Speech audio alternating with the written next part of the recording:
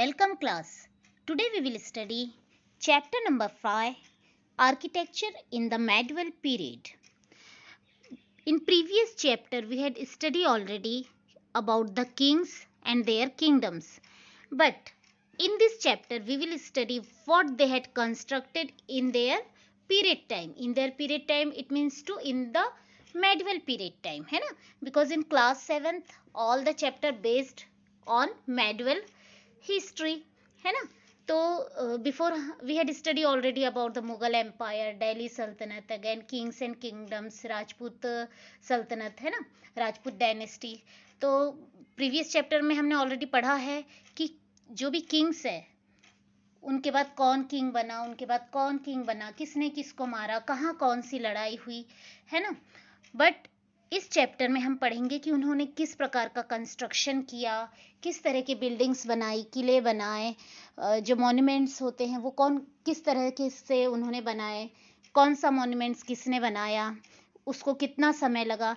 तो इन सब चीज़ों पर हम इस लेसन में ध्यान देंगे. और उस समय पर यानी जब इतनी टेक्नोलॉजी डेवलप नहीं थी तब भी उन्होंने 900 से 1000 साल पहले उन्होंने किस तरीके से उस ड्यूरेशन में उन्होंने काम किया होगा, कैसे कुतुब मीनार बना लिया होगा बिना टेक्नोलॉजीज के, है ना.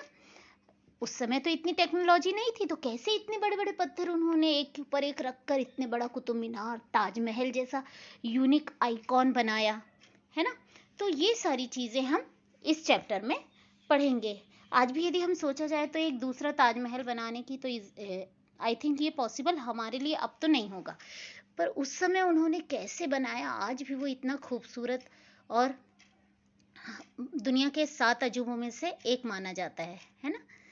तो in this chapter we will study about the architecture in the medieval period. Firstly we will understand meaning of architecture. तो आर्किटेक्चर का मीनिंग क्या है?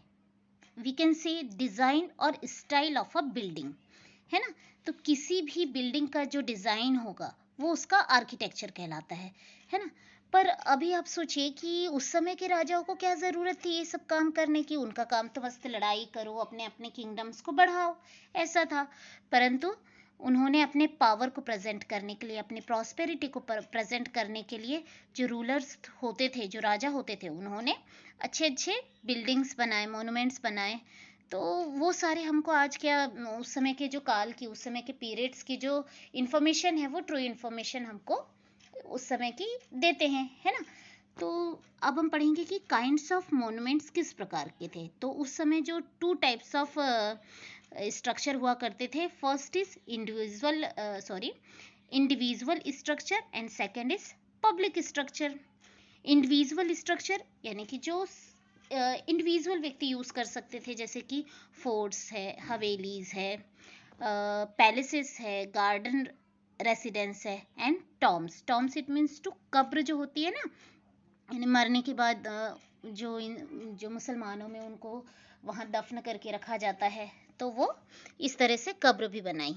और पब्लिक स्ट्रक्चर की यदि हम बात करें तो उन्होंने टेम्पल्स बनाए, मॉस्क बनाए, टैंक बनाए, वेल्स बनाए, कैरावान सेराइज बनाए, है ना, एंड बाजार भी बनाए. अब कैरावान सेराइज आई थिंक आपके लिए नया शब्द है. तो जो कैरावान सेराइज होती है, जिसे रोड की साइड में जो धर्मशाला या कुछ थोड़ा सा रेस्ट करने के लिए कुछ प्लेस बनाए जाते हैं, तो वो कैरावान सेराइज कहलाता है ना.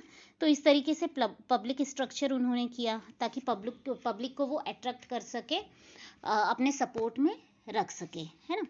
तो let's we study about the importance of monuments architecture, है ना. तो किसी भी चीज़ का कोई ना कोई इम्पोर्टेंस तो होता है. तो किसी भी मोनूमेंट्स या आर्किटेक्चर का क्या इम्पोर्टेंट है, that we will study here. तो first, show their power, position and prosperity.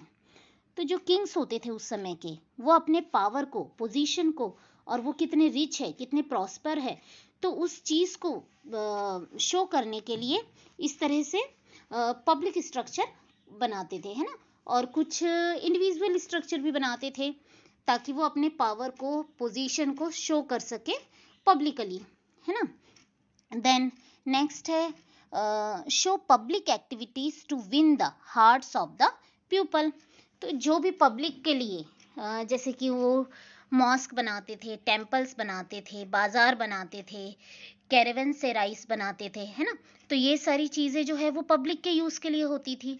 तो पब्लिक जब कुछ चीज़ यूज़ करेगी तो वो ब्लेस देगी ना, ब्लेसिंग्स देगी कि हाँ उनके राजा बहुत अच्छे हैं, उन्होंने ये सब बनाया। तो इसलिए पब्लिक को अट्रैक्ट करने के लिए भी राजा लोग इस तरह का स्ट्रक्चर जो है वो कंस्ट्रक्ट करवाते थे, है ना।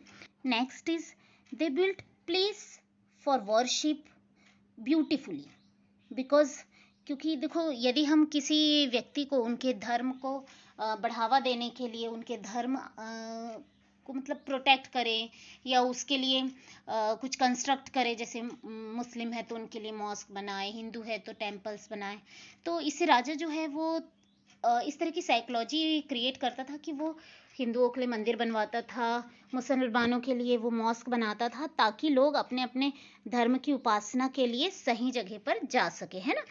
तो इस वजह से भी लोग वहाँ उस समय के जो राजा हैं उनके लिए अट्रैक्ट होते थे। और एक बात और कि जब ये युद्ध हुआ करते थे ना, तो सबसे पहले जो अपोजिट साइड के किंग थे वो पर्टिकुलर जिस राजा से लड़ाई कर रहे हैं उसके राज्य में जाकर उसके मंदिरों को और मस्जिदों को तोड़ा करते थे, ताकि वो उनके पावर को कम दिखा सके, है ना।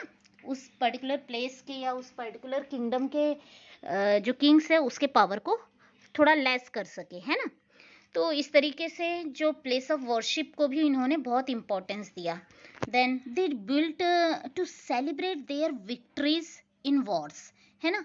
कुछ ऐसी थिंग्स भी बनाई उन्होंने, कुछ ऐसा कंस्ट्रक्शन भी किया जो उसकी विक्ट्रीज को, जो उसकी जीत होती थी राजा की, जब वॉर में कोई जीत हासिल करता था तो वो उसके लिए एक बोल सकते हैं कि एक सिंबल की तरह काम करे। तो जैसे कि अकबर ने बनाया था क्या, बुलंद दरवाज़ा, कहाँ पर, फतेहपुर सिकरी में। और जब ये कब बनाया था उसने, to celebrate his victory over Gujarat, जब उसने गुजरात पर जीत हासिल की थी तब बनाया था, है ना।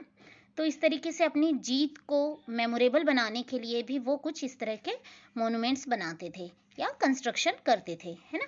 अगेन नेक्स्ट पॉइंट हम कह सकते हैं कि जो पीपल्स है, फ्यूचर की जो जनरेशन है, वो राजाओं को याद रख सके, टू रिमेंबर देम भी जो किंग्स है वो कुछ मोन्यूमेंट्स बनाते थे, है ना, ताकि आगे आने वाली जनरेशन उनको अच्छे से याद रख सके। तो like this we can say all the importance of monuments architectures are here, है ना। All the 5 importance of monuments architecture I had explained. In next period we will study about the next part. Okay, thank you.